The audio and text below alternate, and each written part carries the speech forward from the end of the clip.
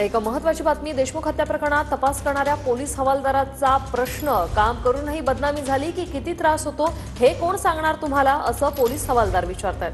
Police हवालदाराच्या पोस्टवर अंजली दमानिया यांनी प्रत्युत्तर दिले। पोलीस अधिकारी म्हणून बी टीमवर पाळत ठेवणं अपेक्षित होतं। एक पोलीस अधिकारी म्हणून टीका, व्यक्ती म्हणून नाही, असं अंजली दमानिया यांनी म्हटलंय।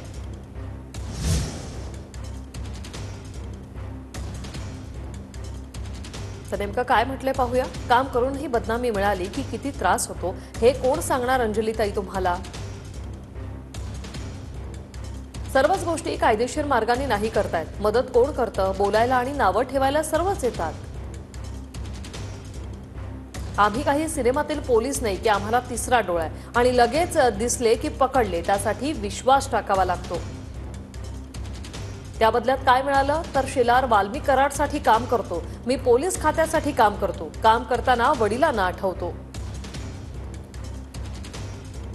एवढा त्रास घेऊन काय मिळालं तर फक्त बदनामी। काय सांगू किती मानसिक त्रास होत असेल, मी काम करतो त्याचा सरकार मोबदला देते।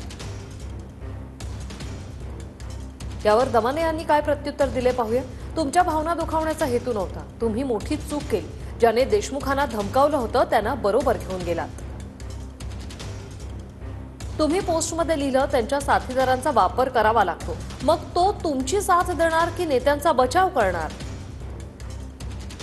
एक पोलीस अधिकारी म्हणून तुम्ही बी टीमवर पाळत ठेवायला हवी होती, हे तुमच्याकडून अपेक्षित नव्हतं। कृष्णा आंधळे गायब आहे, विष्णू साठेचा फोन गायब आहे, या सगळ्याला आम्ही पोलिसांना जबाबदार धरणार ना।